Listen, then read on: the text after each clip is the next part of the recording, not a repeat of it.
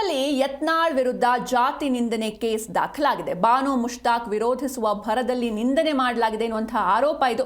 ಸನಾತನ ಹಿಂದೂಗಳು ಚಾಮುಂಡಿ ಪೂಜೆ ಮಾಡಬೇಕು, ಅದ್ಬಿಟ್ಟು ದಲಿತರು ಪೂಜೆ ಮಾಡಲು ಸಾಧ್ಯವಿಲ್ಲ ಎನ್ನುವಂತಹ ಹೇಳಿಕೆ ಯತ್ನಾಳ್ ನೀಡಿರುವಂಥದ್ದು. ಈ ಹಿನ್ನೆಲೆಯಲ್ಲಿ ಬಾನು ಮುಷ್ತಾಕ್ ವಿರೋಧಿಸುವ ಭರದಲ್ಲಿ ನಿಂದನೆ ಮಾಡಲಾಗಿದೆ, ಜಾತಿ ನಿಂದನೆ ಮಾಡಲಾಗಿದೆ ಎನ್ನುವಂತಹ ಆರೋಪ ಇದೀಗ ಯತ್ನಾಳ್ ಮೇಲೆ ಇರುವಂಥದ್ದು. ಯತ್ನಾಳ್ ವಿರುದ್ಧ ಜಾತಿ ನಿಂದನೆ ಕೇಸ್ ಕೂಡ ದಾಖಲಾಗಿದೆ.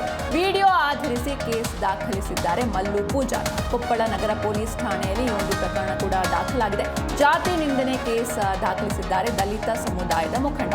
ಮೈಸೂರು ದಸರಾ ಉದ್ಘಾಟನೆಗೆ ಬಾನು ಮುಷ್ತಾಕ್ ಅವರನ್ನ ವಿರೋಧಿಸುವ ಭರದಲ್ಲಿ ನಿಂದನೆ ಮಾಡಲಾಗಿದೆ. ಜಾತಿ ನಿಂದನೆ ಅಂದರೆ ದಲಿತರಿಗೆ ನಿಂದನೆ ಮಾಡಲಾಗಿದೆ ಎನ್ನುವಂತಹ ಆರೋಪ ಕೇಳಿ ಬರ್ತಾ ಇದೆ.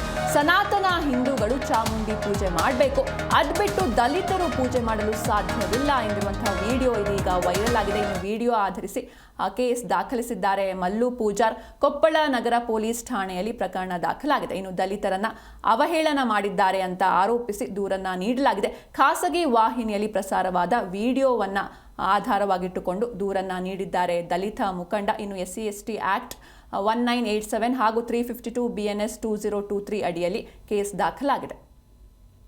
ಸಾಮಾಜಿಕ ಜಾಲತಾಣದಲ್ಲಿ ಒಂದು ಪೋಸ್ಟ್ ಓಡಾಡ್ತಿತ್ತು. ಮಾನ್ಯ ಬಸನಗೌಡ ಪಾಟೀಲ್ ಯತ್ನಾಳ್ ಅವರು ದಸರಾ ಉದ್ಘಾಟನೆಗೆ ಬರ್ತಕ್ಕಂಥ ಅತಿಥಿಗಳ ಬಗ್ಗೆ ಅವರ ವಿರುದ್ಧ ಮಾತಾಡುವ ಸಂದರ್ಭದಲ್ಲಿ ಸನಾತನ ಧರ್ಮದವರಿಗೆ ಮಾತ್ರ ನಾವು ಹಿಂದೂಗಳ ಹಬ್ಬವನ್ನು ಆಚರಣೆ ಮಾಡಲಿಕ್ಕೆ ಬಿಡ್ತೇವೆ, ಅದರಲ್ಲೂ ಕೂಡ ದಲಿತ ಹೆಣ್ಮಕ್ಳಿಗೆ ಕೂಡ ನಾವು ಹೂ ಮುಡಿಸ್ಲಿಕ್ಕೆ ಅವಕಾಶ ಕೊಡಲ್ಲ ಅಂತೇಳಿ ದಲಿತ ವಿರೋಧಿ ಹೇಳಿಕೆಯನ್ನು ನೀಡಿದ್ದರ ವಿರುದ್ಧವಾಗಿ ಇವತ್ತು ಕೊಪ್ಪಳ ನಗರ ಠಾಣೆಯಲ್ಲಿ ಅವರ ವಿರುದ್ಧ ನಾವು ಪ್ರಕರಣವನ್ನು ದಾಖಲು ಮಾಡಿದ್ದೇವೆ.